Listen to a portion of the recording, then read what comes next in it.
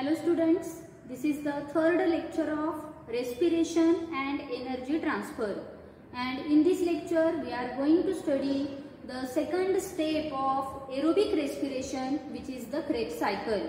म्हणजेच आजच्या लेक्चरला आपण एरोबिक रेस्पिरेशनची जी सेकंड स्टेप आहे क्रेब्स सायकल तिचा स्टडी करणार आहे.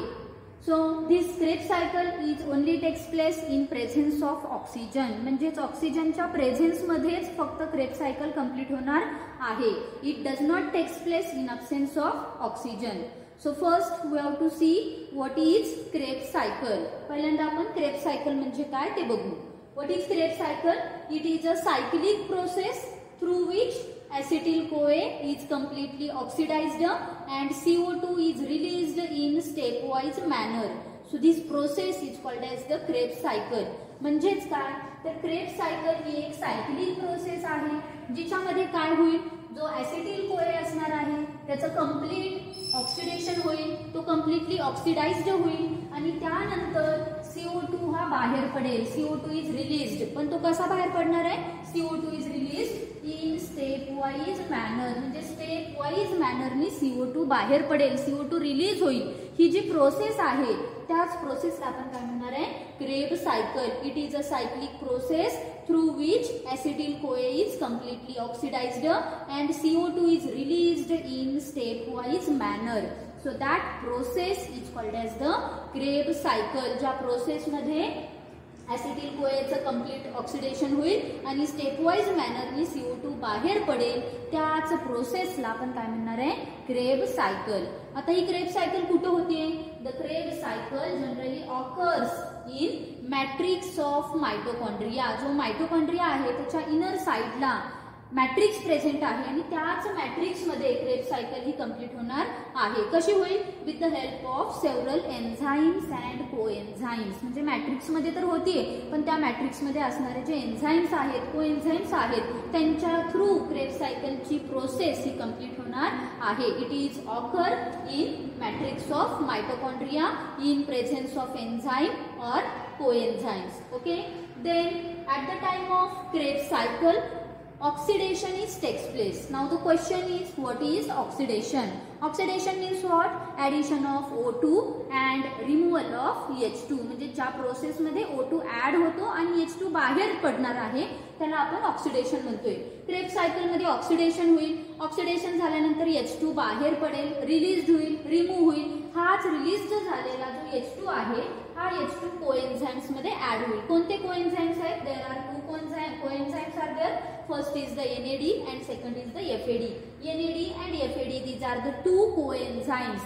These two coenzymes accept the H2 which is released during the oxidation and finally they forms the NADH2 and FADH2. इथे आपण बघू शकतो इथे NAD आहे, FAD आहे, हे दोघंही कोएन्झाइम्स आहेत. ऑक्सिडेशन झाल्यानंतर H2 बाहेर पडेल, बाहेर पडलेला H2 या NAD आणि FAD मध्ये ऍड होईल आणि त्यानंतर इथे आपल्याला काय मिळणार आहे, we have to obtain the NADH2 and FADH2. Then at the time of Krebs cycle one stable compound is formed. जेव्हा क्रेब्स सायकल होतीये तेव्हा एक स्टेबल कंपाऊंड तयार होतोय. तो स्टेबल कंपाऊंड कोणता असणार आहे, that stable compound is citric acid and that's why the Krebs cycle is also called as citric acid cycle or it is also called as TCA cycle. What is TCA? TCA means tricarboxylic acid cycle. म्हणजे Krebs सायकलला आपण तीन नावं देऊ शकतो.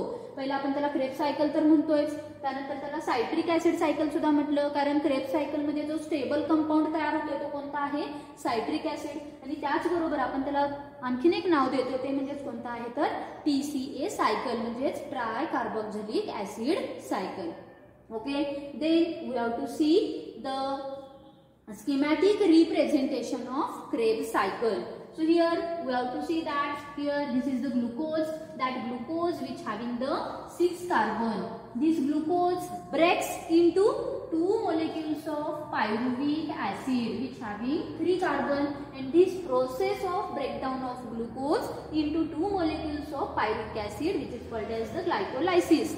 which already seen in the last lecture. आपण कालच्याच लेक्चरला बघितले की ग्लुकोज जो आहे हा ग्लुकोजचं ब्रेकडाऊन होत आहे आणि त्याच्यापासून आपल्याला पायरुव्हिक ऍसिडचे 2 मॉलिक्युल्स मिळतात. त्या प्रोसेसलाच आपण काय म्हणतोय, ग्लायकोलायसिस. ग्लायकोलायसिस झाल्यानंतर इथं आपल्याला पायरुव्हिक ऍसिड मिळते. पायरुव्हिक ऍसिड जवळ किती कार्बन असणार आहे, pyruvic acid which having the 3 carbon. This pyruvic acid undergoes, त्याच्यामध्ये काय होणार आहे का, अंडरगोज डिकार्बोक्सिलेशन. डिकार्बोक्सिलेशन म्हणजेच काय, CO2 इज रिमूव्ड, त्याच्यातून CO2 बाहेर पडेल. As well as oxidation is also takes place, म्हणजे इथं सुद्धा ऑक्सिडेशन होणार आहे. Pyruvic acid undergoes decarboxylation as well as oxidation. Decarboxylation झाल्यामुळे इथून CO2 बाहेर पडेल.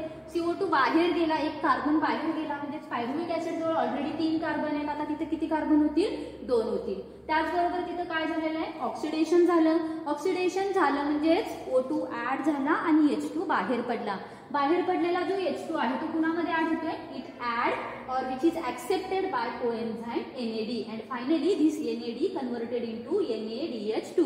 म्हणजेच पायरुव्हिक ऍसिडचं कन्वर्जन ऍसिटिल कोए मध्ये होताना NADचं कन्वर्जन हे NADH2 मध्ये झालं, कारण इथं ऑक्सिडेशन झालं, H2 बाहेर पडला. बाहेर पडलेला H2 NAD ने ऍक्सेप्ट केला आणि NADH2 फॉर्म झालेला आहे. त्याचबरोबर डिकार्बोक्सिलेशन सुद्धा झालेलं आहे, म्हणजे CO2 बाहेर गेलेला आहे. As a result what happen, this pyruvic acid converted into acetyl CoA which having 2 carbon. इथं पायरुव्हिक ऍसिड जवळ 3 कार्बन होते, आता ऍसिटिल कोए जवळ मात्र किती कार्बन आहेत, फक्त 2 आहेत. का, कारण इथं डिकार्बोक्सिलेशन झालं आणि 1 कार्बन बाहेर गेला, म्हणजे 3 मधून 1 कार्बन गेला. त्यामुळे इथं ऍसिटिल कोए जवळ फक्त 2च कार्बन राहिलेले आहेत. And finally in the next step what happen, this acetyl CoA react with oxaloacetate and finally this acetyl CoA is completely oxidized and CO2 is released in stepwise manner. लक्षात येते का बघा, पहिल्यांदा क्रेब्स सायकलच्या स्टार्टला काय होईल, ग्लुकोजचं कन्वर्जन पायरुव्हिक ऍसिड मध्ये होते, त्याला आपण ग्लायकोलायसिस म्हटलं.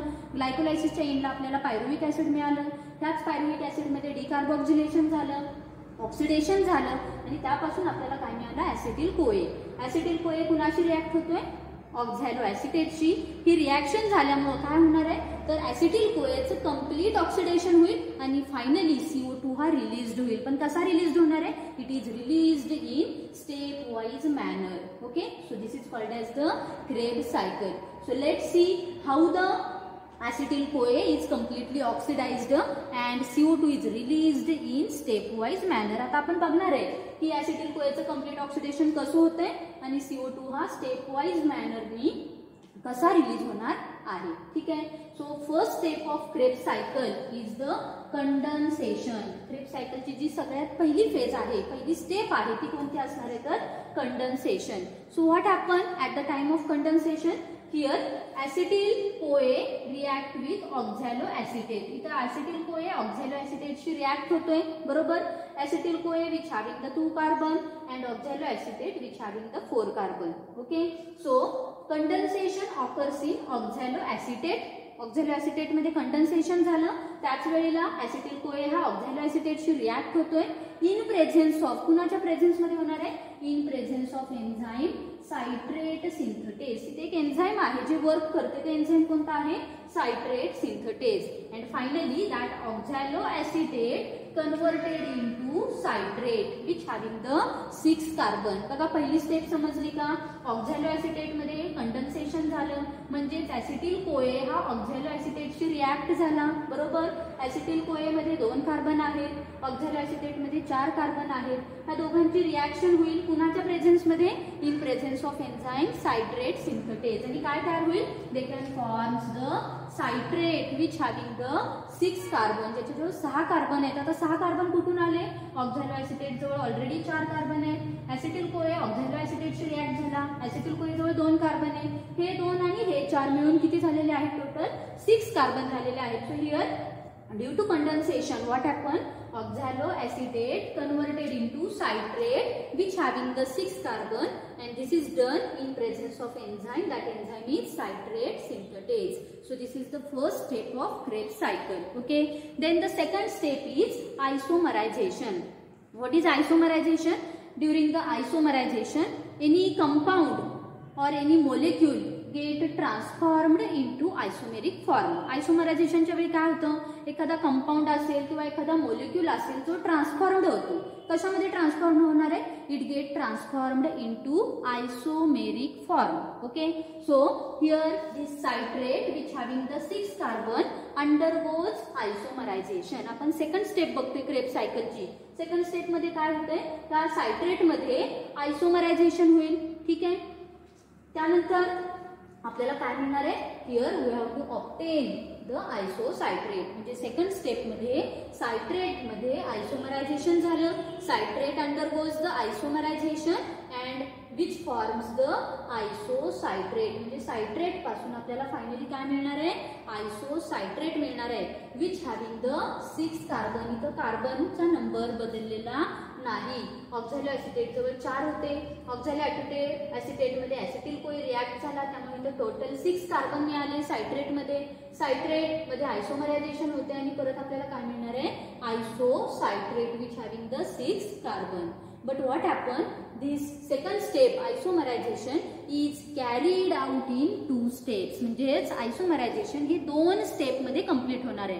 कोणत्या 2 स्टेप्स आहेत? The first step is dehydration and the second step is hydration. म्हणजे आयसोमरायझेशन मध्ये 2 स्टेप्स आहेत. पहिली आहे डिहायड्रेशन. डिहायड्रेशन म्हणजेच काय, रिमूव्हल ऑफ H2O. म्हणजे H2O बाहेर पडेल.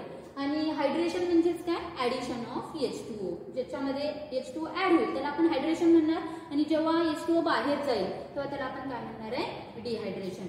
सगळ्यात पहिल्यांदा काय होते, डिहायड्रेशन. काय होते बघा, this citrate which having the 6 carbon undergoes dehydration. Dehydration म्हणजेच काय, इथे H2O बाहेर गेलेला आहे.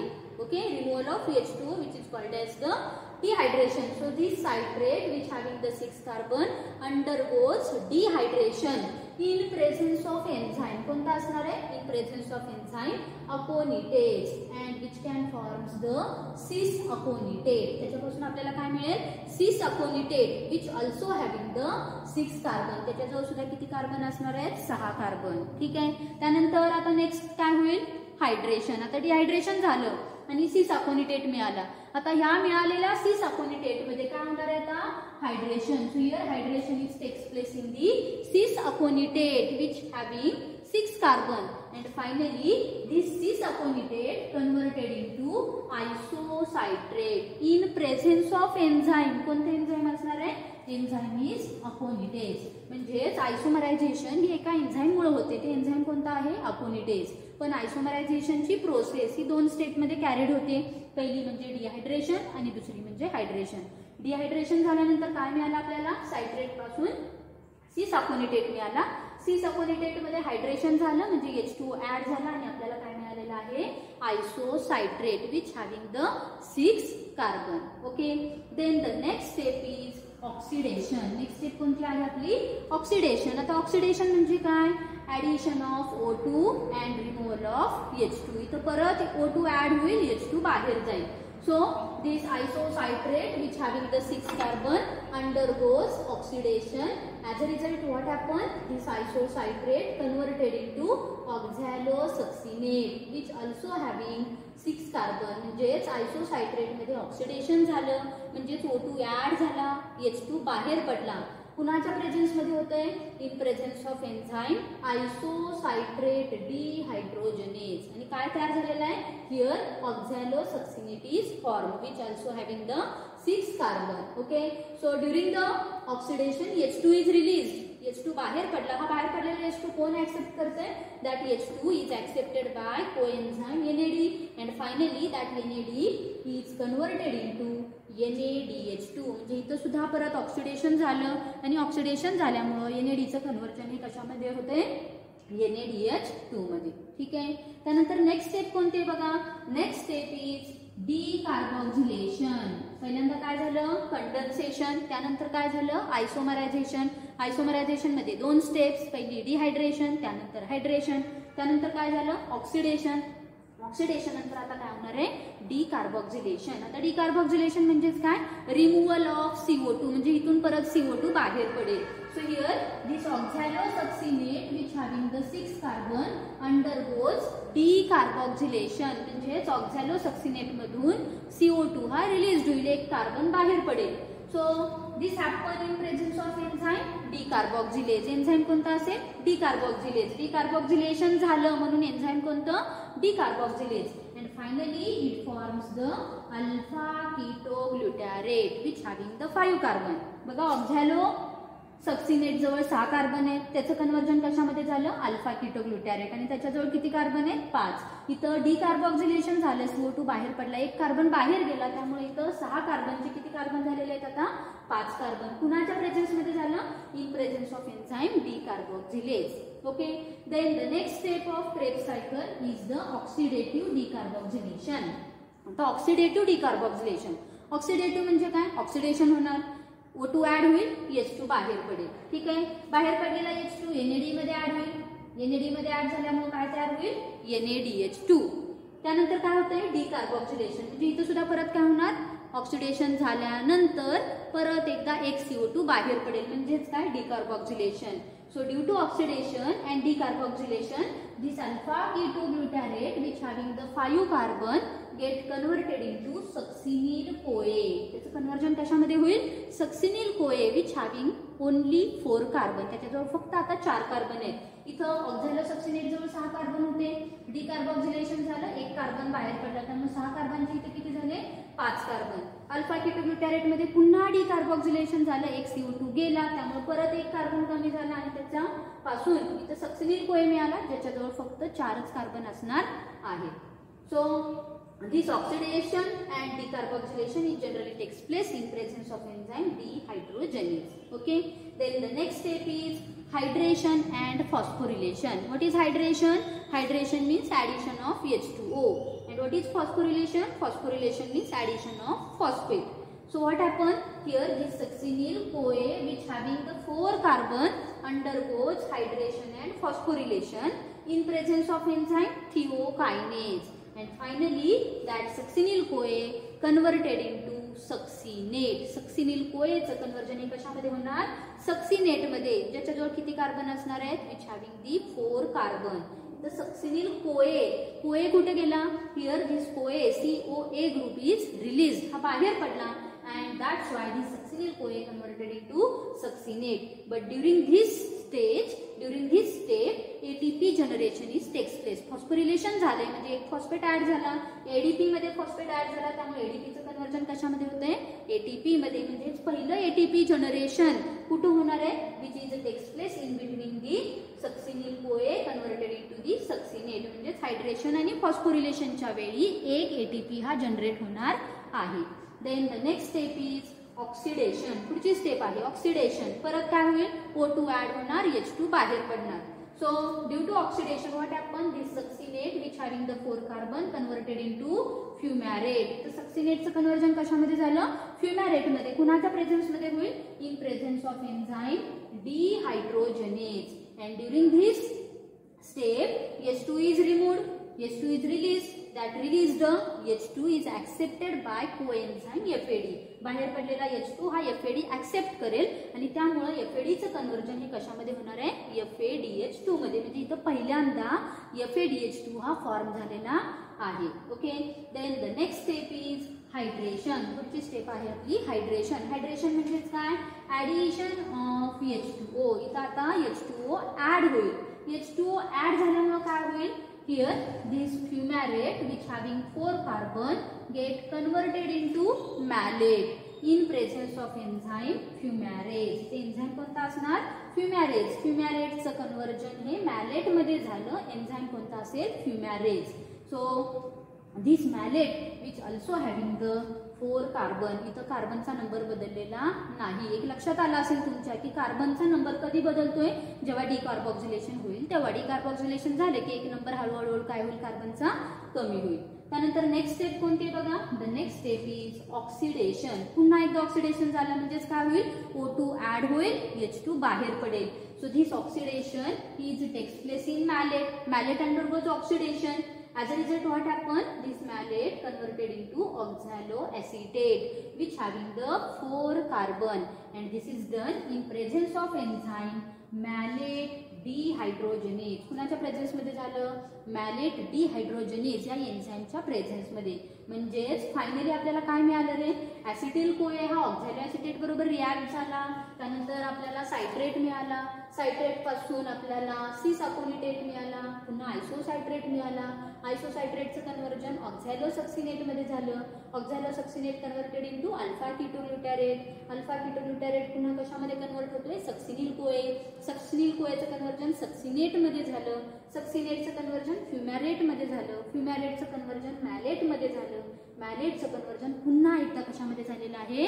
ऑक्झॅलोएसिटेट. आणि परत जो ऑक्झॅलोएसिटेट तयार झालेला आहे हा पुन्हा कशाशी रिॲक्ट होईल? इट रिॲक्ट विथ ऍसिटिल कोए. Again it forms the citrate. पुन्हा सायट्रेट काय तयार करेल? आयसोसायट्रेट. म्हणजे ही सायकल जी आहे ही नेहमी काय राहणार आहे? स्टार्ट राहणार आहे. म्हणूनच आपण इथं काय म्हटलंय? Krebs cycle is a cyclic process की ज्याच्यामध्ये काय होते? थ्रू विच ऍसिटिल कोए is completely oxidised and CO2 is released in stepwise manner. Okay, Krebs cycle समजली का? बघा आता ही क्रेब्स सायकल जी आहे या क्रेब्स सायकल थोडीशी समजायला अवघड आहे. तर ती समजण्यासाठी तुमच्या लक्षात राहण्यासाठी मी तुम्हाला एक सेंटेन्स सांगणार आहे, हिंट देणार आहे, एक ट्रिक्स देणार आहे. ती ट्रिक्स जर तुम्ही लक्षात ठेवली तर तुम्हाला पाथवे जो आहे किंवा स्कीमॅटिक रिप्रेझेंटेशन जे म्हणतोय आपण क्रेब्स सायकलचं ते लक्षात ठेवायला सोपं जाईल. सेंटेन्स कोणता आहे बघा? ओ सिट्रिक ऍसिड. सेंटेन्स आहे O citric acid is of course silly stupid funny molecule. बघा sentence O citric acid is of course silly stupid funny molecule. कसं लक्षात ठेवाल? ओ म्हणजेच काय? ऑक्झॅलोएसिटेट. सिट्रिक म्हणजेच ऑक्झॅलोएसिटेट पासून आपल्याला काय मिळाला? सायट्रेट मिळाला. म्हणून आपण काय म्हटलं? ओ सिट्रिक. ऍसिड, ऍसिड मधला ए लक्षात ठेवा. ए पासून काय तयार होतंय? अकोनिटेज. ओ सिट्रिक ऍसिड. ए म्हणजेच काय झाला? अकोनिटेज. पुढे काय म्हणणार? इज. इज म्हणजेच काय? इज म्हणजे आयसो. आयसोसायट्रेट. ऑफ मधला ओ लक्षात ठेवा. ओ म्हणजेच काय? ऑक्झॅलोसक्सिनेट. पुढे आहे कोर्स. कोर्स के पासून स्टार्ट होतोय म्हणजे तिथं आपण लक्षात ठेवा अल्फा कीटोग्लुटारेट. त्यानंतर सिली. सिलीचा यस लक्षात ठेवा. सिली म्हणजेच कोण? सक्सिनिल कोए. त्यानंतर स्टुपिड लक्षात ठेवा. स्टुपिडचा यस घ्या. यस म्हणजेच काय असेल? सक्सिनेट. त्यानंतर असेल फनी. फनीचा यफ लक्षात ठेवा. यफ फॉर काय असेल? फ्युमॅरेट. आणि लास्ट आहे मोलेक्यूल. मोलेक्यूल मधला यम लक्षात ठेवा. यम म्हणजेच कोण? मॅलेट. बघा परत सांगते. O citric acid is of course silly stupid funny molecule. म्हणजेच ऑक्झॅलोएसिटेट, सायट्रेट, त्यानंतर सिस अकोनिटेट, आयसोसायट्रेट, ऑक्झॅलोसक्सिनेट, त्यानंतर अल्फा कीटोग्लुटारेट, त्यानंतर सक्सिनिल कोए, त्यानंतर सक्सिनेट, फ्युमॅरेट अँड मॅलेट. पुन्हा ऑक्झॅलोएसिटेट तयार होईल. पुन्हा ऍसिटिल कोए त्याच्याशी रिॲक्ट होईल. पुन्हा एकदा ही सायकल आहे अशी होईल. पण कधी होणार? In presence of oxygen. It does not takes place in absence of oxygen. That's why it is called as the second step of aerobic respiration. Okay, इथं आपली क्रेब्स सायकल संपलेली आहे. त्यानंतर आपण बघणार आहे एटीपी अकाउंट. म्हणजेच क्रेब्स सायकलच्या वेळी किती एटीपी तयार झालेले आहेत ते बघू आपण. ठीक आहे, एटीपी अकाउंट. आता पहिल्यांदा आपण बघणार आहे ऑक्सिडेशन होते. मगाशीच बघितलं आपण क्रेब्स सायकल मध्ये बऱ्याचदा ऑक्सिडेशन होते. ऑक्सिडेशन झाले की काय होते? दोन कोएन्झाइम्स NAD आणि FADH2 ला ऍक्सेप्ट करतात आणि त्याच्यापासून NADH2 आणि FADH2 तयार होते. आता एक लक्षात ठेवा, एक NADH2 हा किती एटीपी तयार करणार आहे?